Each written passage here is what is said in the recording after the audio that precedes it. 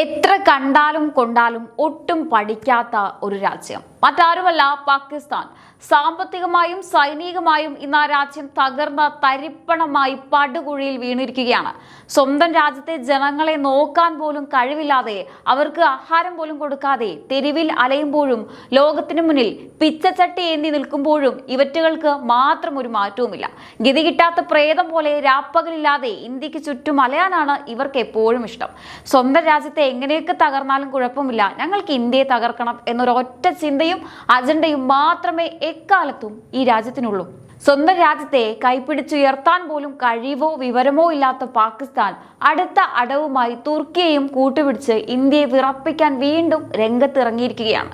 ഒരു ചെറിയ പടക്കവും കൊണ്ടു നടന്ന് സാക്ഷാൽ ഭാരതത്തെ പേടിപ്പിക്കാമെന്നാണ് ഇവരുടെയൊക്കെ വെറും വ്യാമോഹം.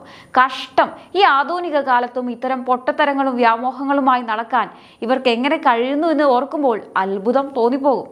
പാകിസ്ഥാൻ ഇപ്പോൾ തുർക്കിയുടെ സഹായത്തോടെ പുതിയ നാടകത്തിന് തുടക്കമിട്ടിരിക്കുകയാണ്. തുർക്കിയുടെ പുത്തൻ തെർമോബോറിക് ബോംബായ ഗസാബ് പാകിസ്ഥാന്റെ F-60 വിമാനങ്ങളിൽ ഘടിപ്പിച്ച് ഇന്ത്യയെ ഞെട്ടിക്കുമെന്നാണ് പാക് മാധ്യമങ്ങളും ഭരണാധികാരികളും ഒരേപോലെ വീമ്പുളക്കുന്നത്.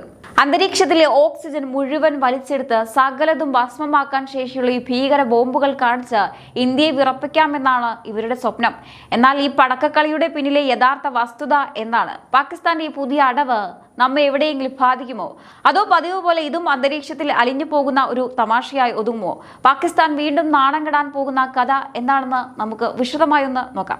സംഭവം മറ്റൊന്നുമല്ല, തുർക്കിയുടെ പുത്തൻ തെർമോബോറിക് ബോംബായ ഗസാബ് പാകിസ്ഥാന്റെ F-60 വിമാനങ്ങളിൽ ഘടിപ്പിച്ച് ഇന്ത്യയെ ഞെട്ടിക്കുമെന്നാണ് പാക് മാധ്യമങ്ങളുടെ പുതിയ അവകാശവാദം.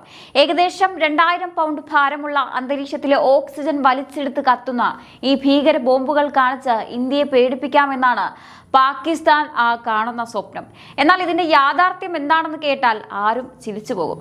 ഒന്നാമതായി, അമേരിക്കയുടെ നിയന്ത്രണത്തിലുള്ള F-60 സംവിധാനങ്ങളിൽ അമേരിക്കയുടെ അനുമതിയില്ലാതെ പുറത്തു നിന്നുള്ള ഒരു തുർക്കി ബോംബോ മിസൈലോ ഘടിപ്പിക്കാൻ സോഫ്റ്റ്വെയർ കോഡുകൾ അനുവദിക്കില്ല. വാഷിംഗ്ടണിന്റെ അനുമതിയില്ലാതെ പാകിസ്ഥാന് ഒന്നും ചെയ്യാൻ കഴിയില്ല എന്നതാണ് സത്യം. ഇനി തള്ളുകളെല്ലാം മാറ്റിവെച്ച് പ്രത്യേക അനുവാദത്തോടെ ഇത് ഘടിപ്പിച്ചു എന്ന് തന്നെ ഇരിക്കട്ടെ, അത്രയും ഭാരമുള്ള ബോംബ് വെച്ചാൽ F-60 വിമാനത്തിന്റെ വേഗത കുത്തനെ കുറയും. പിന്നെ എന്ത് സംഭവിക്കും?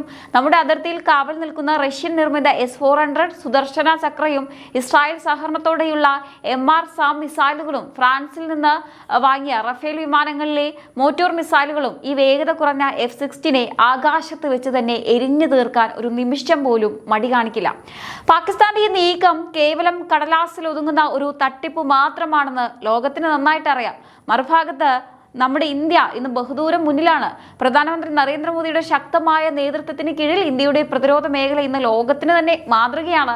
DRDO വികസിപ്പിച്ചെടുത്ത തദ്ദേശീയ തെർമോബോറിക് ബോംബുകളും ഗൗരവ് ഗ്ലൈഡ് ബോംബുകളും കരസേനയുടെ പക്കലുള്ള പിനാക്ക റോക്കറ്റ് ലോഞ്ചറുകളും പാകിസ്ഥാന്റെ ഏത് നീക്കത്തെയും നിമിഷ നേരം കൊണ്ട് ചാമ്പലാക്കാൻ പര്യാപ്തമായവരാണ്. സ്വന്തം കാലിൽ നിൽക്കാൻ പോലും അറിയാതെ മറ്റുള്ളവരുടെ പക്കൽ നിന്ന് തുരുമ്പിച്ച ആയുധങ്ങൾ വാങ്ങി ഇന്ത്യയെ വെല്ലുവിളിക്കാൻ നോക്കുന്ന പാകിസ്ഥാന്റെ ഈ അവസ്ഥ കണ്ടാൽ സഹതാപം തോന്നിപ്പോകും. രാജ്യത്തിന്റെ സുരക്ഷയും കരുത്തും സമാനതകളില്ലാത്ത വിധം ഉയർത്തിപ്പിടിക്കുന്ന മോദി സർക്കാരിന്റെ കരുത്തിന് മുന്നിൽ പാകിസ്ഥാന്റെ ഈ തുർക്കി പടക്കക്കളി വെറുമൊരു തമാശ മാത്രമായി അവശേഷിക്കുകയാണ്. എന്നാൽ സുഹൃത്തുക്കളെ, ഇതിലും രസകരമായ മറ്റൊരു കാര്യം എന്താണെന്ന് വെച്ചാൽ, പാകിസ്ഥാൻ കൊണ്ടു നടക്കുന്ന ഈ ഗസാബ് ബോംബുകളേക്കാൾ എത്രയോ 100 മടങ്ങ് മാരകമായ ആയുധങ്ങൾ ഇന്ന് ഇന്ത്യയുടെ സ്വന്തം കൈവശമുണ്ട്. അതും ആരുടെയും ദയവില്ലാതെ നമ്മുടെ സ്വന്തം DRDO തദ്ദേശീയമായി വികസിപ്പിച്ചെടുത്ത കരുത്തുറ്റ ആയുധങ്ങളാണ്. ഉദാഹരണത്തിന് നമ്മുടെ അഭിമാനമായ സുഖോയ് യുദ്ധവിമാനങ്ങളിൽ ഘടിപ്പിച്ചിരിക്കുന്ന അതിഭീകരമായ HD ബോംബുകൾ പാകിസ്ഥാന്റെ പക്കലുള്ള എത്രാമത്തെ ഇറക്കുമതി ബോംബിനെയും നിഷ്പ്രഭമാക്കാൻ പോന്നവയാണ്. അതുപോലെ ഇന്ത്യ സ്വന്തമായി വികസിപ്പിച്ചെടുത്ത ഗൗരവ് ഗ്ലൈഡ് ബോംബുകളും തെർമോബോറിക് വാർഹെഡുകളും ഘടിപ്പിക്കാൻ ഇന്ത്യക്ക് സാധിക്കും. ഇനി കരയുദ്ധത്തിന്റെ കാര്യമെടുത്താലോ, ഇന്ത്യൻ കരസേനയുടെ കരുത്ത് വിളിച്ചോതുന്ന പിനാക്ക മൾട്ടി ബാരൽ റോക്കറ്റ് ലോഞ്ചറുകളിൽ ഘടിപ്പിച്ചിരിക്കുന്ന തെർമോബോറിക് ബോംബുകൾക്ക് ശത്രുവിന്റെ ഒളിത്താവളങ്ങൾ ഏതാനും നിമിഷങ്ങൾക്കുള്ളിൽ ചാരമാക്കി മാറ്റാൻ കഴിയുമെന്നത് പാകിസ്ഥാൻ ഓർക്കുന്നത് നന്നായിരിക്കും. അപ്പോൾ ആലോചിച്ചു നോക്കൂ, സ്വന്തം രാജ്യത്ത് പട്ടിണിയും പരിവട്ടവുമായി നിൽക്കുന്ന പാകിസ്ഥാൻ തുർക്കിയെ പോലെയുള്ള രാജ്യങ്ങളിൽ നിന്നും തുരുമ്പിച്ച സാധനങ്ങളും വാങ്ങി ഇന്ത്യയെ വെല്ലുവിളിക്കാൻ വരുമ്പോൾ ഭാരതം ഇന്ന് എല്ലാ മേഖലയിലും ബഹിരാകാശത്തും പ്രതിരോധ രംഗത്തും ലോകത്തിന് തന്നെ മുന്നറിയിപ്പ് നൽകി കുതിച്ചുയരുകയാണ്. പ്രധാനമന്ത്രി നരേന്ദ്രമോദിയുടെ ശക്തമായ ഭരണത്തിന് കീഴിൽ ഇന്ത്യയുടെ സുരക്ഷാ കവചം ഇന്ന് അത്ര കണ്ട് ഭദ്രമാണ്. അതിനാൽ തുർക്കിയും പാകിസ്ഥാനും ചേർന്ന് നടത്തുന്ന ഈ ഗസാപ്പ് നാടകങ്ങളെല്ലാം വെറുമൊരു കടലാസ് കൂലിക്കളിയും ജനങ്ങളെ പറ്റിക്കാനുള്ള തന്ത്രവും മാത്രമാണെന്ന് ലോകത്തിന് അറിയാം. ഇന്ത്യ എങ്ങനെ തകർക്കാം, ഏത് പുതിയ അടവ് പയറ്റാമെന്ന് ചിന്തിച്ചു കൂട്ടി ഭ്രാന്ത് പിടിച്ച അവസ്ഥയിലാണ് അവിടുത്തെ പാകിസ്ഥാൻ ഭരണാധികാരികളും സൈന്യവും. തുർക്കിയുടെ കയ്യിൽ നിന്ന് എന്തോ വലിയ ആയുധം കിട്ടിയെന്ന് പറഞ്ഞ് പാക് മീഡിയ നടത്തുന്ന തള്ളലുകൾ കണ്ടാൽ തോന്നും നാളെ തന്നെ അവർ ലോകം പിടിച്ചടക്കുമെന്ന്. ഇനി രണ്ടാമത്തെ ആക്ടറായ തുർക്കിയെ കുറിച്ച് പറയാതിരുന്നാൽ എങ്ങനെയാണ് ശരിയാവുക? പാകിസ്ഥാന്റെ ഈ പൊട്ടത്തരങ്ങൾക്കും വിഡ്ഢിവേഷങ്ങൾക്കും ഒപ്പത്തിനൊപ്പം നിന്ന് കൂട്ടുനിൽക്കുന്ന തുർക്കിയുടെ അവസ്ഥയും കഷ്ടം തന്നെ. സ്വന്തം രാജ്യത്തെ സാമ്പത്തിക മാന്ദ്യത്തിൽ നിന്നും പണപ്പെരുപ്പത്തിൽ നിന്നും കരകയറ്റാൻ പാടുപെടുന്ന തുർക്കി പാകിസ്ഥാനെ പോലൊരു വടി കൊടുത്ത് അടി വാങ്ങുന്ന രാജ്യത്തിന്റെ കൂടെ കൂടി നമ്പർ ഇറക്കുന്നത് കണ്ടാൽ ചിരിയല്ല സഹതാപമാണ് തോന്നുന്നത്.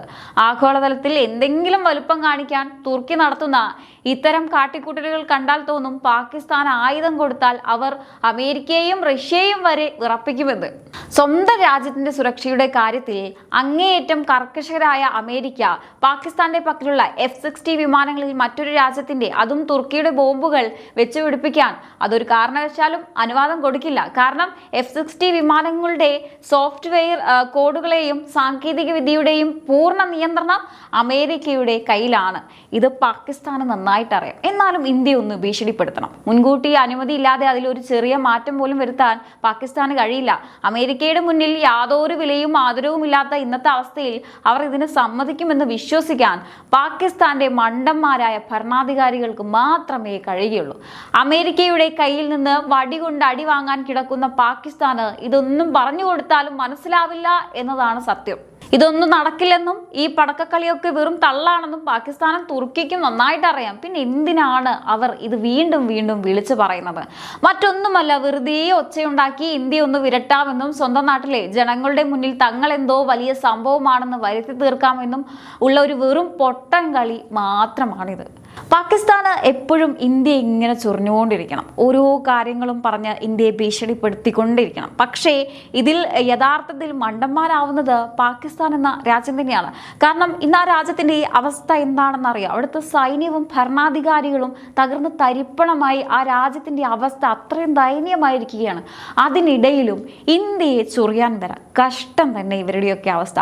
എന്തായാലും ഈ ഒരു വിഷയത്തെക്കുറിച്ചുള്ള നിങ്ങളുടെ അഭിപ്രായങ്ങൾ തീർച്ചയായിട്ടും താഴെ കമന്റ് ബോക്സിൽ രേഖപ്പെടുത്തുക. മറ്റൊരു വിഷയമായി വീണ്ടും കാണാം. നന്ദി.